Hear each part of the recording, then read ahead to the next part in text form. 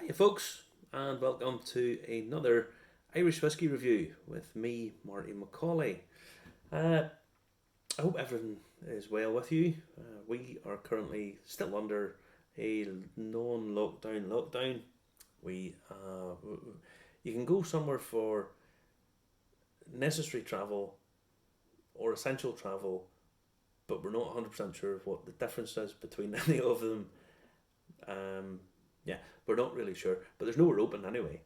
You can't really go anywhere, so the only place you can go is shop. So you get to go to Sainsbury's. Other supermarkets are available, and get to wander around the aisle picking up um, things you don't really need and buying tins of Guinness and whatnot. So massive day out the other day. I went and bought some groceries. Yeah, fabulous. But it's better than the alternative. I know plenty of people. I know not plenty, but I know some people who have had a very rough time in hospital over the last while. So thank your lucky stars you're not lying on a respirator. That's the key message to take away from here. Anyway, not to get too depressing already. So what have we tonight? Now we have W.D. O'Connell Irish Single Malt Irish Whiskey 18-year-old PX series Cask Strength, bottle number 87, bottled at 58.16%. Very specific. Now, it's a single cask from cask number 144105, which pretty much narrows it down to where it's from, if I'm honest. Bushmills are not going to tell you this information as such. If you buy stuff from Bushmills, Middleton don't really make single malts, so it really only leaves Cooley in County Louth. So yeah, distilled, and tells you on the back. Now it's a small batch. They initially matured in first full bourbon barrels. We then created a small batch and aged it for further 13 months in PX sherry. Labelling and stuff, like the design, like the little bottle, feels quite nice in the hand. The embossed labelling, yeah, quite nice. We like it plain and simple. Now, W.D. O'Connell are whiskey merchants. They don't have a distillery, nor will ever have a distillery. But what they do is they buy stock from other people. They pick the barrel and stuff that they like, and then finish it or do whatever it is they want to do with it. Possibly even just buy it straight from the distillery and send it on. This is a well-known practice. Independent bottlings. Yeah. Lots of people get very hung up and say, oh, but they don't have their own distillery and stuff. It's just, you don't need to. I shook that about. A bit of whiskey went in my eye.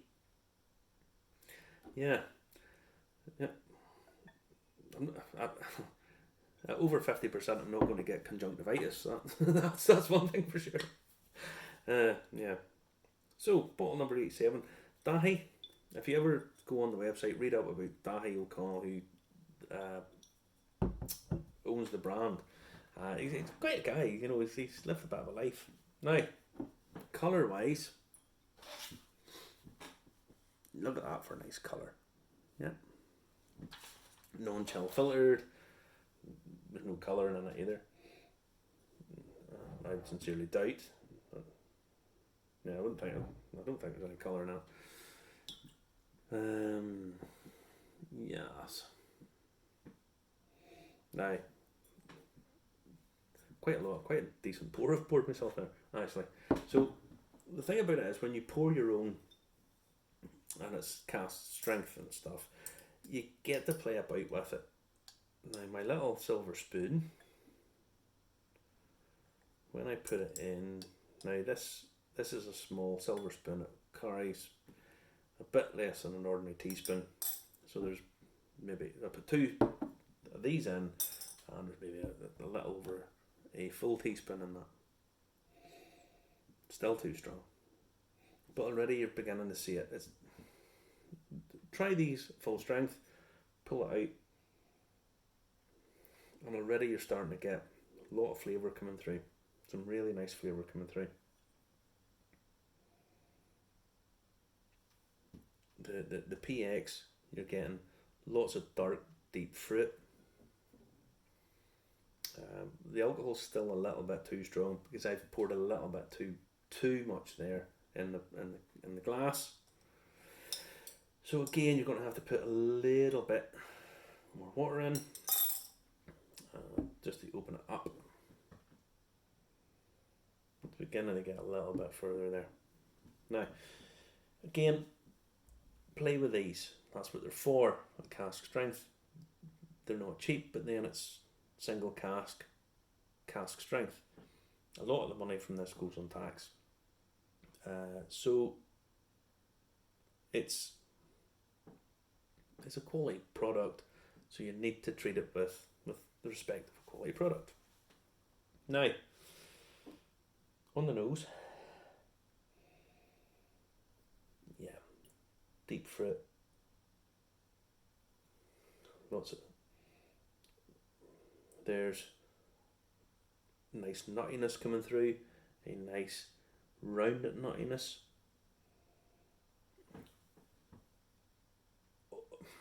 Almost like chestnuts, the cooked chestnuts, hazelnut, fig, and there's a nice sherry balance. It probably needs another bit of water in it, if I'm honest, to pull that out, because again, don't be scared to put another little bit of water in. If you put too much in, you kill it, but just incrementally fill it up to find where it's coming from, and find where it is, where it needs to be. Yeah, nice layers of wood, nice smoked wood. The bourbon, you're not really getting a huge amount in the bourbon.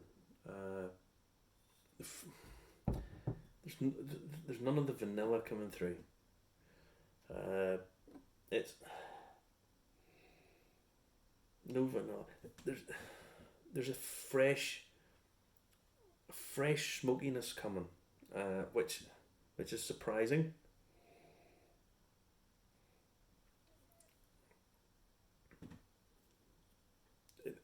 It's the first fill quality that's coming.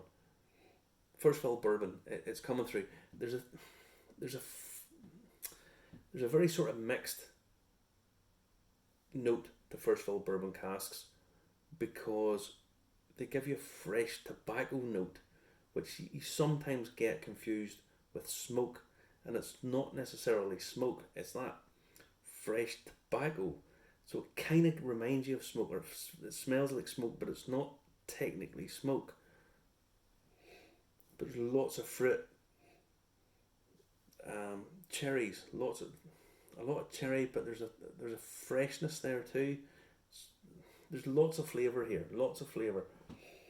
You know, you can sit there and you can work around it. So you've got nuts, you've got different styles of nuts, a little bit of that smoky element to it, but again, it's not smoke, it's tobacco from the first fill bourbon.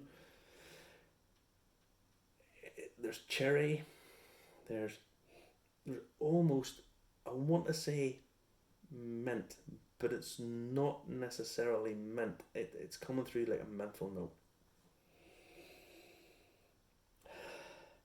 Yeah, bags of flavour there, bags of flavour.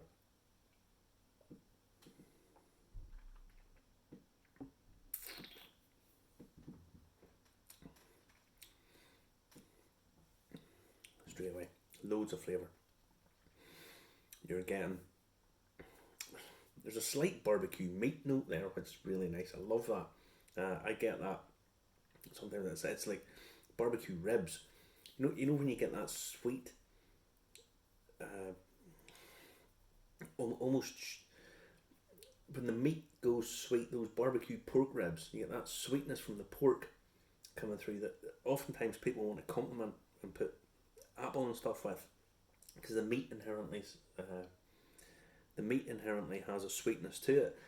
It's got that element to it, and I love that note. That note comes through for me a huge amount on good quality whiskey. This is a good quality whiskey. Don't be under any illusion.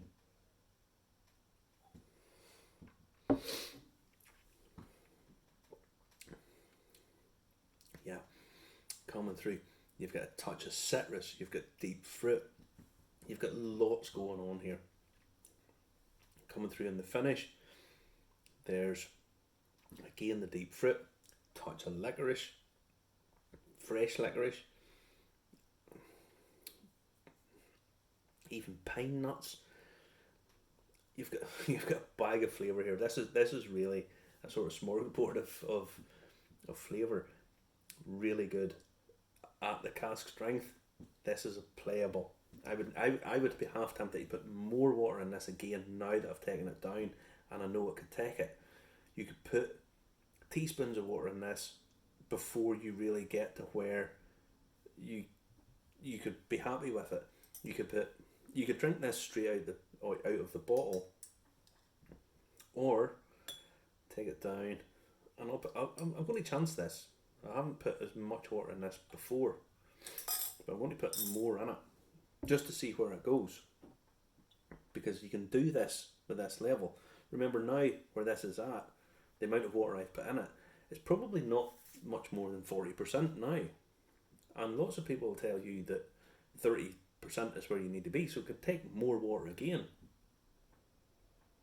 and it's changed again. It's now got a baked apple flavour to it, or note to it. Yeah.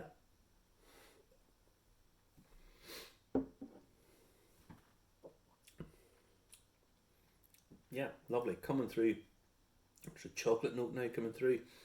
There is, again that smoky note, and it's not smoke. I know it's not smoke, but I want to tell you it's smoke, but it's not smoke. And it's coming through on the first fill bourbon. The PX is adding all the fruit over it, and it's not sweet, overly sweet. It's got a lovely meaty sweetness to it.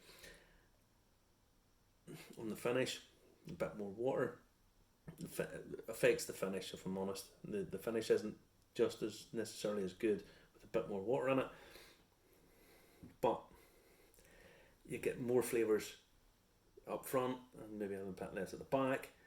Maybe with a bit more water in it, you'll get more. This, you could play about with this for hours. Yeah, a quality product. I'd have to give it 9 out of 10. Yeah, 9 out of 10. Really impressive. Really impressive. Well done.